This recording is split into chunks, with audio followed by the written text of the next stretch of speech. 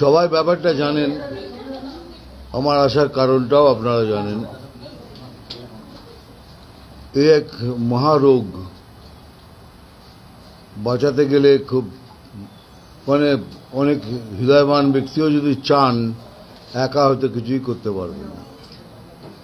তাই আমার অনুরোধ সবাইকে, আপনারা সব এগিয়ে আসুন, আদ্রিতিকে বাঁচান। আদ্রিতির সাথে আরো দুজন আছে, আদ্রিতি আছে, ঋতিকা আছে, পুষ্মিতা আছে, তারা রানাঘাট আর সোনারপুরের। তাদের একসাথে মিলে কি বলবো, নিজেই ভাষা খুঁজে পাচ্ছি না। তাই দয়া করে সবাইকে অনুরোধ করছি, আমরা তো রইলাম, আপনারাও সবাই মিলে আসুন, এগিয়ে আসুন। এই ছোট্ট ফুলের মতো মেয়েটাকে যদি পারেন তো আমরা সবাই মিলে বাঁচাতে পারি।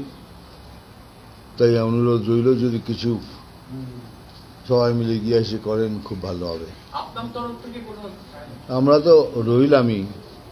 দেখুন, আমি ঘুরে এসে 1 লাখ টাকা দিয়ে দিলাম, আমার থ্যাংক ইউ বলে চলে গেলাম।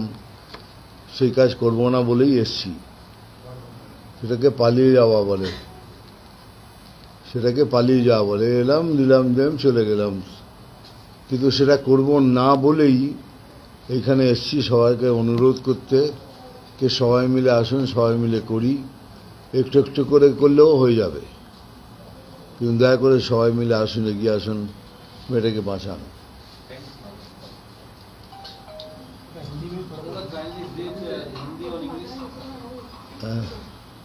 তোমরা কিছু বলবে? তোমার কিছু বলো। নমস্কার, আমি সীমা মণ্ডল। আমার বলতেও আমার হাত পা কাঁপছে। আমার পাশে যিনি বসে আছেন, আমার ঈশ্বরের দূত হয়ে উনি এসেছেন। আমি নিশ্চিন্ত ওনাকে পেয়ে যে উনি এসেছেন, আমার আর কোনো চিন্তা নেই। আমার মেয়ে ঈশ্বরের আশীর্বাদে আমি ওকে বাড়ি ফিরিয়ে নিয়ে যেতে পারবো, এইটুকানি আমার বলা।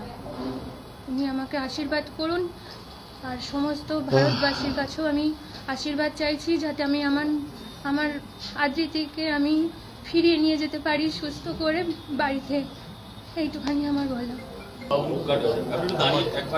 আমার মেয়ে আদ্রিতি মণ্ডল একটা বিরল রোগে আক্রান্ত।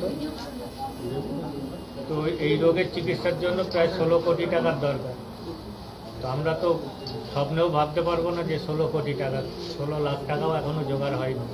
ইম্প্যাক্ট গ্রুপের মাধ্যমে আমরা 14 লাখ টাকার একটু বেশি পেয়েছি। তো আর সবাইকে এগিয়ে আসতে হবে, সবার কাছে অনুরোধ রাখছি, সবাই এগিয়ে আসুন, তাহলে আমার মেয়েটাকে হয়তো বাঁচিয়ে বাড়ি নিয়ে যেতে পারবো।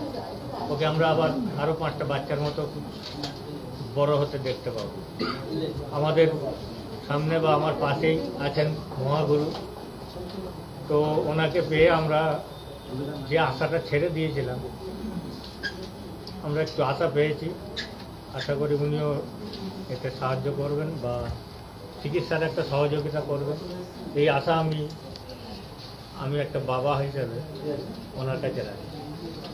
কিন্তু আপনি কি কোনো চ্যারিটেবল প্রোগ্রাম করবেন যার মাধ্যমে আমি যদি দরকার পড়ে তাহলে করবো।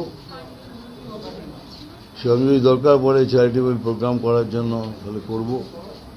Anything that needs to be done, আমি রাজি আছি। Anything that needs to be done, এই মেয়েটিকে বাঁচাবার জন্য রাজি আছি।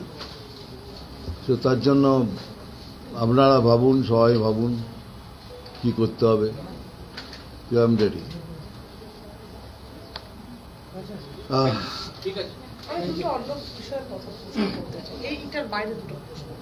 কেন এখান থেকে এর বাইরে আবার কি প্রশ্ন?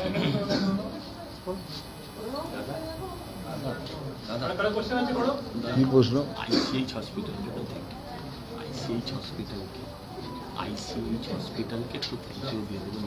আর আইসিএইচ হসপিটালকে ধন্যবাদ জানাচ্ছি, কেন তারা অনেক হেল্প করছে।